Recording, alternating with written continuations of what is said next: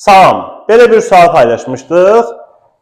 Heç vaxt işləmədiyimiz sual tiplərindən biridir, qeyri-adi sual tiplərindən biridir. Sual belədir ki, hansı sual cümləsinin sonundakı feili inkarda işlətsək, sualın cavabını dəyişməyə ehtiyac qalmaz. Kim sualla tanış deyilsə, əvvəlcə videonu saxlayaraq suala baxsın, cavabını müəyyənləşdirsin, daha sonra keçək bizim izaha və cavaba. İzaha keçməmiş qeyd edeyim ki, bizim həm dərs qruplarımız üçün, həm də onlayn sınav paketlərimiz üçün 051 537 90 86 nömrəsinə WhatsApp-da yazaraq həm qeydiyyatdan keçə bilərsiniz, həm də ətraflı məlumat əldə edə bilərsiniz. İndi keçək variantlara. A variantında deyir ki, feil şəkillərindən neçəsinin inkarı iki üsulla yaranır. Birinin vacib şəkli ya ma'lum ya mame ilə yaranır, ya da ki deyillə. Bəs biz sondakı feili inkarda işlətsək, yəni yaranmır eləsək, bu bir cavabını dəyişməyə ehtiyac var? Var. Biri yaranırsa, 5'i yaranmır da iki üsulla.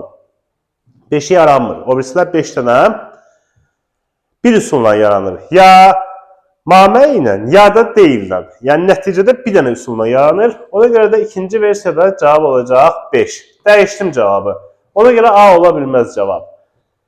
Məqsəd və intonasiyaya görə neçə cümlə növünün xəbəri feilin əmr şəklində ola bilər. Bir əmr özü, ikincisi sual, məsələn mən gəlim. Üçüncüsü nida. Nida cümləsinin xəbəri hər şeydən ifadə oluna bilər. Yəni bütün hansı xəbər nə ilə ifadə oluna bilirsə, o birisi cümlələrdə nida cümləsində də ifadə oluna bilər. Çünki istənilən cümləni nida cümləsinə çevirmək mümkündür. Deməli, 3 dənə. İndi biləri bilməz eləyirəm. Bilməz. Neçəsinin inkarı əmr şəklində olan feildən ifadə oluna bilməz. Bir dənəsinin. Nəqli. Dəyişdim bunu da. Ona görə cavab bu da ola bilməz. Gələk C variantına.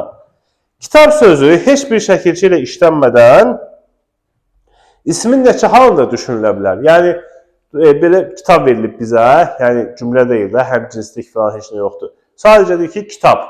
Bu neçə halda düşünülə bilər? 3. Ya adlıqdır, ya qeyri-müəyyən təsirlikdir, ya da ki, qeyri-müəyyən yəlikdir. 3.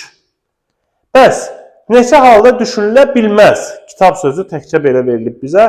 Neçə halda düşünülə bilməz? Yenə 3. O biri 3 halda düşünülə bilməz. Ona görə burada hər iki cavab eyni olduğundan düzgün cavab C variantı. Köməkçi hissələrindən neçəsi tabeli mürəkkəb cümlənin tərkib hissələrini bağlayan vasitə kimi düşünülə bilər.